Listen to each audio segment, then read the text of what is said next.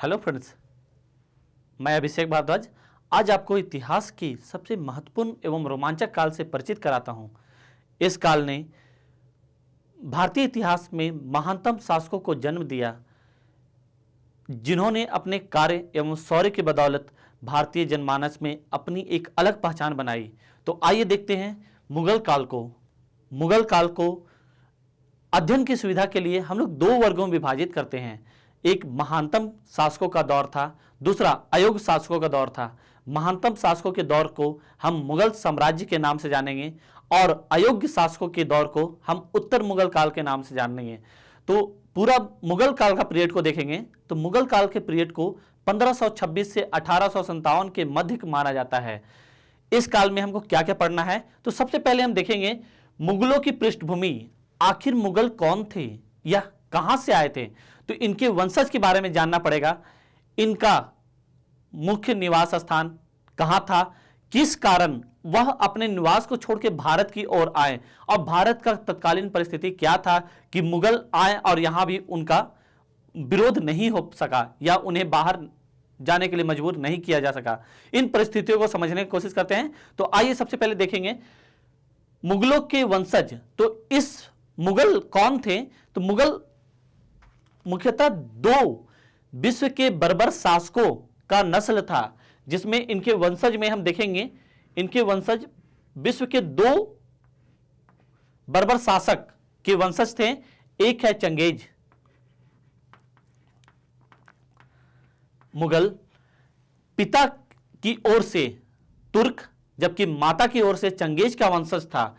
Genghis के 14वां वंशज बाबर जब भारत में आया तब यह अपने आप को मुगल वंशज कहता था। इसके पहले यह वंशज चंगेज एवं तुर्क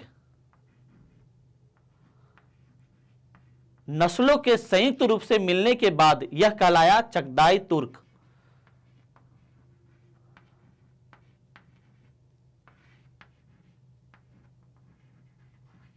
तो मुगल कौन थे? मुगल के वंशज माता की ओर से चंगेज और पिता की ओर से तुर्क, दोनों के मिक्स कौम को हम लोग चगताई तुर्क के नाम से जानते हैं। इनके वंशज थे जो भारत की ओर पलायन किए। क्यों किए? क्योंकि ट्रांसओक्सियाना वर्तमान समय में हम देखेंगे अफगानिस्तान, ईरान, इराक, उज्बेकिस्तान का संयुक्त क्षेत्र को हम ट्रांसओक्सियाना के नाम से जानते हैं। इस समय ट्रांसओक्सियाना की राजनीतिक परिस्थिति क्या थी, तो आइए समझने पर की कोशिश करते हैं। मैप पर ट्रांसओक्सियाना यह प्रदेश है जो ईरान इराक के मध्य में है। यहां देखेंगे हम लोग मैप पर, तो यह प्रदेश ट्रांसओक्सियाना है। यहां पर क्या परिस्थिति बन रहा है, तो जब हम देखेंगे मोहम्मद साहब 570 ईस्वी में इस्लाम का उदय किए या इस्लाम धर्म का स्थापना किए, तो यह पूरे मध्य एशिया में एक नए धर्म का प्रसार प्रारंभ हो जाता है। यहीं से पूरे विश्व में भौगोलिक खोजों का नया दौर चालू होता है, जो हम दिल्ली सल्तनत में आपको बताए हैं किस प्रकार इस्लाम के उदय ने भारतीय भौगोलिक क्षेत्र को, भारतीय या विश्व के भौगोलिक क्षेत्र को व्यापक प्रभावित किया। क्योंकि यह मध्य एशिया में मुस्लिम बहुल क्षेत्र होने के कारण जितने यूरोपीय राष्ट्र एशिया से व्यापार करते थे वह स्थलीय मार्ग से टूट चुके थे पूरी तरह। उन्हें नए समुद्री मार्ग की खोज करनी पड़ी। यह आप दिल्ली सल्तनत में आपको बता चुके हैं। यहां पर क्या हो रहा है कि मोहम्मद साहब के जब वंशज, तो पहली बार हम देखेंगे उज्बेकिस्तान के बगल में मंगोलिया है। मंगोल का शासक चंगेज खां जब इस्लाम को स्वीकार करता है तो वह तलवार लेकर निकल जाता है धर्म की प्रचार करने और पूरे मध्य एशिया में रौंदता हुआ इस्लाम का प्रसार कर देता है। उसका उत्तराधिकारी बने उज्बेक। उज्बेक, तुर्क एवं सफवी, ये कौन थे? मंगोल का उत्तराधिकारी उज्बेक कहलाया और तुर्क का उत्तराधिकारी उज्बेक कहलाया। मोहम्मद साहब के उत्तराधिकारी अपने आप को सफवी कहते थे। इन तीनों के मध्य मोहम्मद साहब का वास्तविक उत्तराधिकारी को लेकर संघर्ष प्रारंभ हो जाता है। क्या होता है? उज्बेक उस्मानिया तुर्क कहते हैं कि यदि हम नहीं होते तो इस्लाम को नहीं बचाया जा सकता था।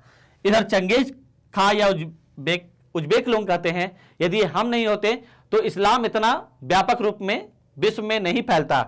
सफवी कहते हैं कि हमारे वंशज ही तो इस्लाम का प्रसार किए हैं, मोहम्मद साहब तो हमारे वंशज थे।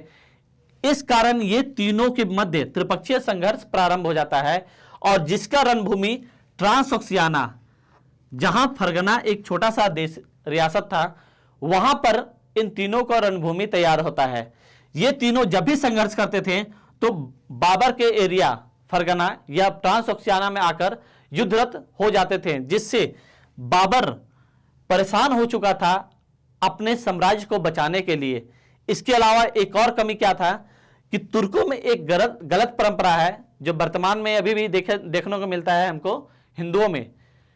ये तुर्क अपने साम्राज्य को, अपने ये साम्राज्य है तो अपने साम्राज्य को अपने बच्चों में छोटे छोटे रूप में बांट देते थे। इससे क्या हुआ, अपने साम्राज्य को विभाजन कर देते थे। इससे ये आपस में ही संघर्षरत हो गए, आपस में ही युद्ध करने लगे, जिससे इनकी आपसी स्थिति खराब हो गई और बाहरी लोगों को मौका मिला ट्रांसओक्सियाना पर हमला करने का। इन सभी परिस्थितियों में बाबर मध्य एशिया में नहीं रह सकता था, ट्रांसओक्सियाना में नहीं रह सकता था। उसे बार बार समरकंद के शासक जो उसके चाचा लगते थे उनसे बार बार शिकस्त होना पड़ा। उज्बेक लोग बार बार बाबर को यहां से बाहर निकालने का प्रयास करते रहे। इन परिस्थितियों में बाबर नए एरिया की तलाश में निकल पड़ा और वह काबुल में आकर रुक जाता है, क्योंकि वह भारत के बारे में सुना था और भारत को ललायित नजरों से देख रहा था। परंतु बाबर यह जानता था कि भारत वही एरिया है जो विश्व विजेता सिकंदर को भारत में प्रवेश करने से रोक दिया था। इस कारण बाबर 10 सालों तक काबुल में बैठकर वेट करते रहा ताकि अनुकूल परिस्थिति हो और भारत में प्रवेश किया जा सके। तो आइए देखते हैं भारत में क्या परिस्थिति है। विश्व स्तर पर हम जाने कि त्रिपक्षीय संघर्ष से बाबर परेशान होकर नए एरिया की तलाश में भटक रहा था। वह स्थिति जब भारतीय क्षेत्र में आपस में जूझते रहे या लड़ते रहे तो यह अनुकूल स्थिति पाकर बाबर भारत की ओर मूव करता है। आइए भारत की तत्कालीन परिस्थिति को समझने की कोशिश करते हैं। इस समय भारत में अयोग्य शासकों का दौर चल रहा था। बहलोल लोदी का उत्तराधिकारी में इतना क्षमता नहीं था कि भारतीय जनमानस या भारतीय देशी रियासतों को एकजुट रख सकते। सिकंदर लोदी की मृत्यु के बाद उसका उत्तराधिकारी इब्राहिम लोदी एक घमंडी एवं अयोग्य शासक था। वह न ही अपने सरदारों को अपने साथ मिला सका, न ही अपने सैनिकों में अपने प्रति कोई अच्छा छवि बना सका। इसका लाभ उठाकर बाबर ने भारतीय अभियान का शुरुआत किया। यहां क्या होता है कि भारत में बाबर को सबसे पहले भारत की राजनीतिक स्थिति समझने के लिए बाबर बहुत लंबे समय तक काबुल में बैठकर वेट करता रहा।